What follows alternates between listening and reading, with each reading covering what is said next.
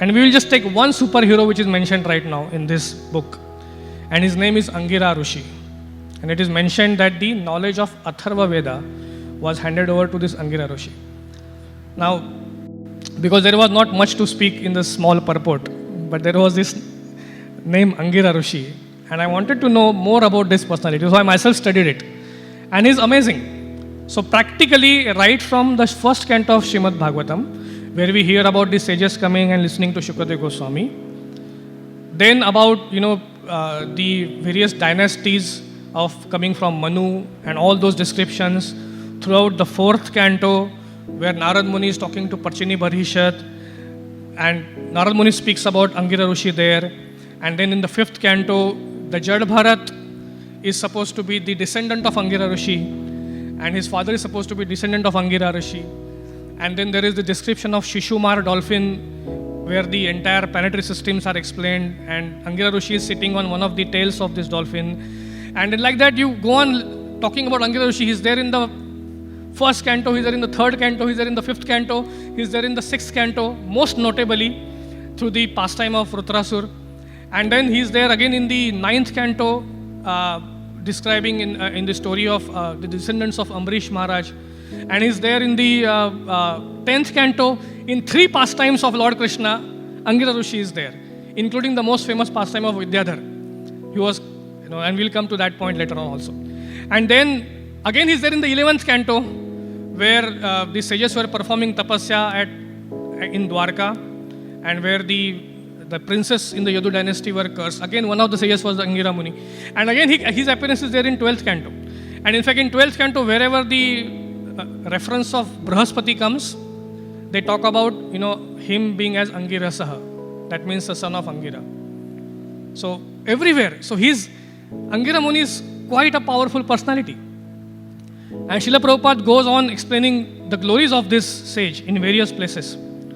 So Angira Rishi, now why? First of all, he has the name Angira because he's born from Angar. Angar is like the cinder. So when you make a bonfire or you're for cooking you make some fire which is made up of coal, and after the fire is extinguished, you see those coals very red hot still burning. They're known as cinders. So in one pastime it is mentioned that Lord Brahma passed on his semen on this cinder of fire, and through that Angira Muni was born. So he's born from fire. He's a very powerful sage. He was one of the 10 sons of Lord Brahma.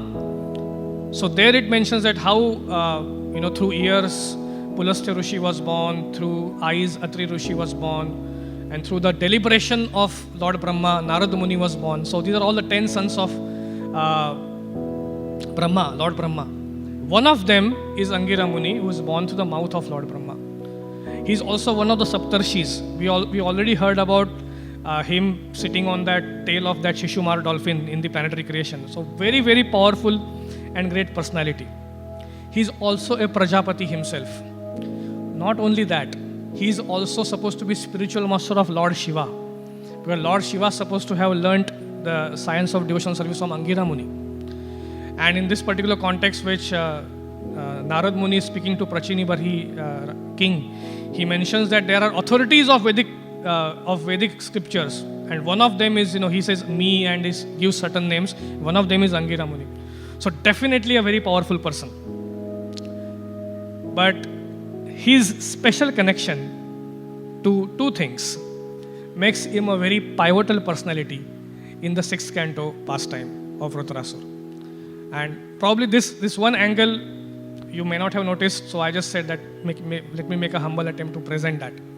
So we all know the pastime of Chitraketu Maharaj and how he was so desperate to have a child of his own. And Angira Muni comes there.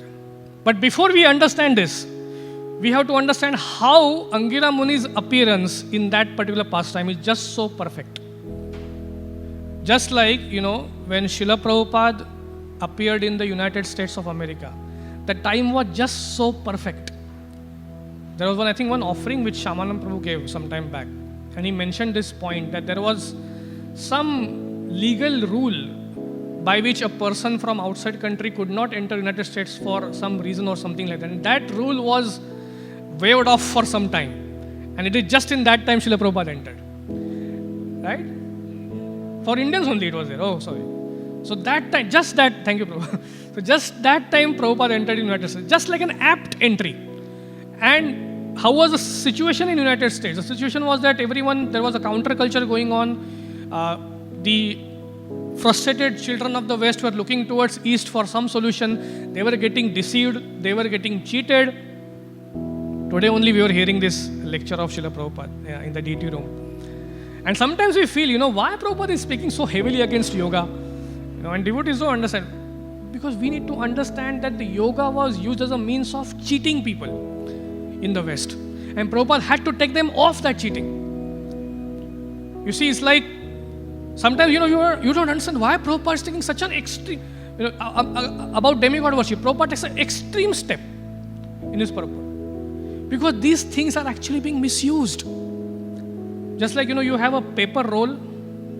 So sometimes, paper roll, because you want to read the paper roll somewhere in future, you make a roll of it. And then after 2-3 days, when you want to make it straight, it doesn't become straight. It again becomes a roll. And it keeps on becoming a roll again. The natural situation of paper is to be straight. But because you already rolled it in one direction, it remains like that. And it makes it difficult to read that paper. So what do people do? They have to roll it in the other direction, so that then it becomes straight. So whenever a saintly person takes an extreme step, you have to understand that he's actually unwinding it. Unwinding the previously done wrong windings. Right? So he has to unwind. Because natural condition is being straight. So just to make you straight, first you have to take it to the other extreme. Okay. Then you slowly can become to the point of being straight. So that's how you have to understand. So Prabhupada, very heavy. Nowadays they have started something called as sex yoga. What is the sex yoga? Today only we heard. So what is this nonsense Prabhupada says? Yoga for sex life. Nonsense it is. Right? Because yoga means yam, niyam, asan, pranayam. So everything is there to control. Where is the question of having that? Prabhupada is trying to explain that point very strongly. So, so coming to this point that how... So Prabhupada made entry exactly at the right time. Similarly, to understand how the entry of Angira Muni in the pastime of Chitraketu was just so apt.